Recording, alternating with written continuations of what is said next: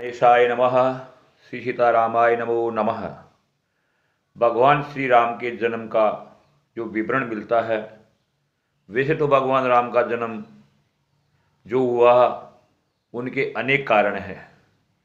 बताया गया है, राम जन्म के हेतु अनेका, परम विचित्र एक ते एका। जो हेतु थे वो एक से बढ़कर के एक थे, यानी सर्व समाज समारंभ भगवान श्री राम ने अपने जीवन काल के अंदर किसी के साथ भी भेदभाव नहीं किया।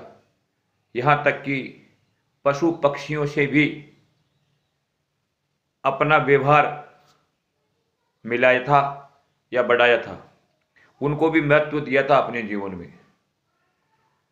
मुख्य रूप से साधु परित्राणाय, यानी साधु संतों के लिए, साधु संतों का उद्धार करने के लिए, दुष्टों का संहार करने के लिए एवं धर्म की रक्षा के लिए भगवान श्री राम का अवतार हुआ था। शेष सभी कारण तो इसके अंतर्गत समाविष्ट है। स्वतः ही इन कारणों के अंदर और सब कारण आ जाते हैं। भगवान श्री राम का जो 14 वर्ष का वनवास था वो परम रहस्यमय कारणों से भरा हुआ है, जिसे श्री राम ने कैकेयी जी से सामने स्पष्ट रूप से व्यक्त किया। वो कौशल्या जी से भी कहते हैं। कौन? भगवान श्री राम। पिता दीन मोहि कानन राजू, सब जह भांति मोर भड़ काजू। यानी कि भगवान जो मेरे पिता हैं उन्होंने मेरे को काननमानी जंगल का राज्य दिया है, और ये मेरे लिए बहुत बड़ा कार्य है, क्योंकि इस वनवास के माध्यम से ही मैं साधु संतों, मुनियों एवं जो निचले तबके के लोग हैं, जो पशु पक्षी हैं, उनका उद्धार कर पाऊंगा या उनसे मैं मिल पाऊंगा, या जिस कारण मैंने जन्म लिया है वो मेरा उद्देश्य पूरा कर पाऊंगा। और भरत जी को भी स्वभाव स्वरूप से अयोध्या का राज्य प्राप्त हो जाएगा। महारानी कैकेयी से तो उन्होंने यहां तक कह दिया कि वन में जाने पर हमारे साथ ही कई कार्य संपन्न होंगे।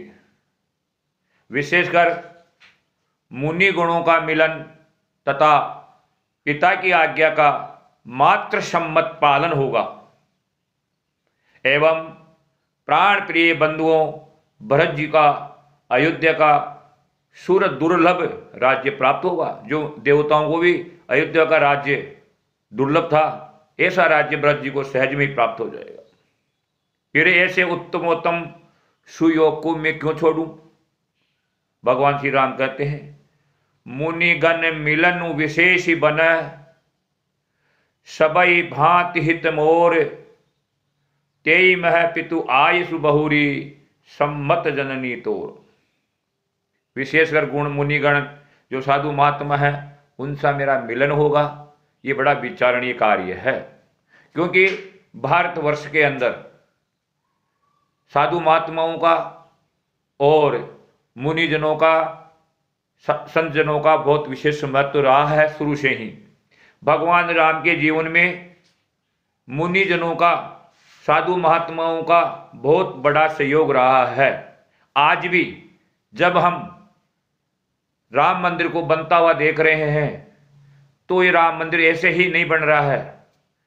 इस राम मंदिर को बनने में भी कितने ही महात्माओं ने अपने प्राण त्यागे हैं, कितने ही महात्माओं ने घोर तपस्या करके बार बार सरकारों से अपना जुझारूपन दिखाते हुए, लड़ाई लड़ते हुए यहाँ तक पहुँचे हैं। तब जाकर के आज पुनः भगवान श्री राम का मंदिर बनता अपन देख रहे हैं।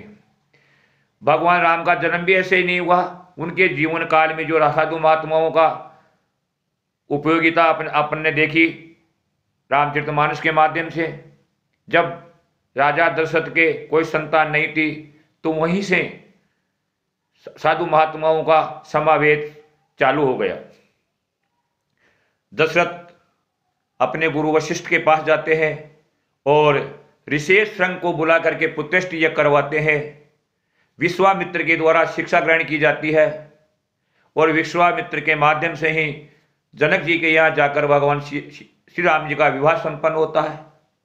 और आगे चल करके अगस्त्य ऋषि के द्वारा अनेक प्रकार के आयुध एवं अस्त्र शस्त्र ग्रहण करते हैं और वाल्मीकि जी के आश्रम में जाकर के आगे का पथ पूछते हैं। भरत जी का आगे को पथ पूछते हैं। भरद्वाज मुनि जो थे, नाथ कहूं हम के मग जाई, ये वाक्य बोलते हैं भगवान श्री राम कि मैं अब आगे कौन से रास्ते की ओर जाऊं। और आगे जाकर के फिर वाल्मीकि जी से भी ऐसे पूछते हैं। ऐसा भी उल्लेख मिलता है कि भगवान श्री राम को मार्ग दिखाने के लिए भरद्वाज जी ने 4 मुनियों को कुछ दूर के लिए उनके साथ भेजा था।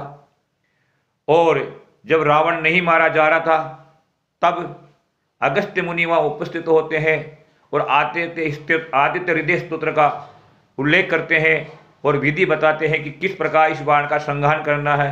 भगवान राम ने वैसा ही किया और रावण मारा गया। तो भगवान राम जो है साधु महात्माओं से, ऋषि मुनियों से अलग नहीं है। आज कहीं पर भी अगर साधु महात्माओं का, ब्राह्मणों का या सज्जन जनों का तिरस्कार हो रहा है तो कहीं न कहीं हम राम राज्य की कल्पना नहीं कर सकते हैं। भगवान श्री राम को पुनर्स्थापित करने का मतलब राम राज्य का आना, और राम राज्य का मतलब प्रत्येक प्राणी मात्र को। भगवान श्री राम ने तो वन में जाते हुए पशु पक्षियों को भी महत्व दिया है। सीता का जब हरण हुआ तो पशु पक्षियों से पूछते हैं कि आपने सीता को कहीं देखा है। और खग मानी खे, जो आकाश के अंदर विचरण करने वाले जो पक्षी हैं, उन पक्षियों ने सीता जी का पता बताया। जटायु इनकी महत्वपूर्ण उदाहरण है। आगे चल करके जिस उनका भाई संपाति है, उन्होंने भी कहा कि त्रिकूट लंका को मैं देख रहा हूँ, मेरे पास गिद्धे दृष्टि अपार, मैं देख सकता हूँ, आप नहीं देख सकते। सीता वहाँ पर अशोक वाटिका में विराजमान है। तो उसी प्रकार से इस राम मंदिर के माध्यम से आने वाले समय में भारतवर्ष के सभी प्राणियों का सुख समृद्धि यथावत बनी रहे एवं किसी प्रकार का कोई विकार देखने को न मिले। अगर ऐसा अपन करते हैं एक दूसरे के साथ तो वही असली राम राज्य माना जाएगा और भगवान श्री राम का मंदिर बनना है। भगवान श्री राम की पुनर्स्थापना का सबसे बड़ा महत्व यही है। श्री राम जय जय राम।